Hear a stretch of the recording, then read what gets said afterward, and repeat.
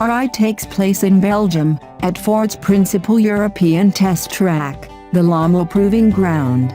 This top-secret site is nearly 800 acres in size and contains 50 miles of different tracks, from a high-speed oval with bank turns to Route 7, a dynamic course that's been made in part from replicas of various senior Ford engineers' favorite real-world corners. There are even a variety of different road surfaces to model everything from a Florida freeway to medieval European cobbles. But it's the skid pad that we'll remember the Focus RS for. Until we reach that particular location, the RS has been ticking off the familiar staples of the passenger ride. Our driver is Thomas Dusha, one of the project's senior engineers and a man who has spent enough time at Lommel to make rapid progress here seem truly effortless.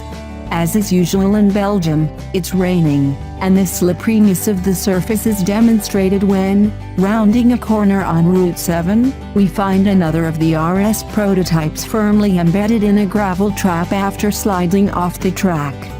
Dusha makes it all look very easy. Maybe it is easy, but for now we're not in a position to find out. He says that the clever torque marshalling all-wheel drive system means there's practically no understeer, but beyond noting that the front end does indeed seem to stick to his chosen line, this is a claim that's impossible to verify while sitting on the other side of the car. We can confirm the RS is certainly fast and agile, with organ-sloshing G-loads and impressive composure when asked to deal with Lommel's bigger bumps. It sounds good, too, progress accompanied by a rowdy exhaust note and with a miniature fusillade of pops and bangs whenever the throttle is lifted. Looking at the tachometer confirms it seems to be revving with markedly more enthusiasm than the Mustang EcoBoost that shares the same basic engine, Dusha running it out practically all the way to the 6,900 RPM fuel cutoff.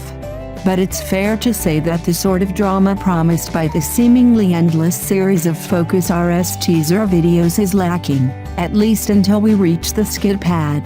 The man who led the RS project, Tyrone Johnson, admits that he has been frustrated by how much coverage of the car has been dedicated to the drift mode, which is just a small part of what is a fully featured performance car that looks set to raise the bar on all of its segment rivals. But there's no denying the appeal of a button that basically allows you to play Ken Block. You'd need to bring some skill to the equation, Johnson said during our ridiculously in-depth technical briefing, about which you can read right here, but you'll notice that you don't have to use the e-brake very much. This is true.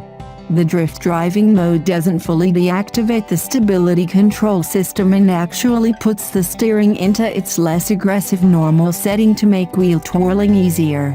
With the RS in a tight turn, the throttle pedal gets mashed and, after the brief sensation of the front end running wide, the system shifts torque to the outside rear wheel and the car breaks into graceful oversteer, the rear tires smoking and squealing in a way that will warm the heart of any wannabe hoonigan. The system's intervention is revealed by the fact the back end seems to power itself around only to the point where the front wheels are aiming straight, not into the sort of opposite lock that encourages the most purple automotive pros.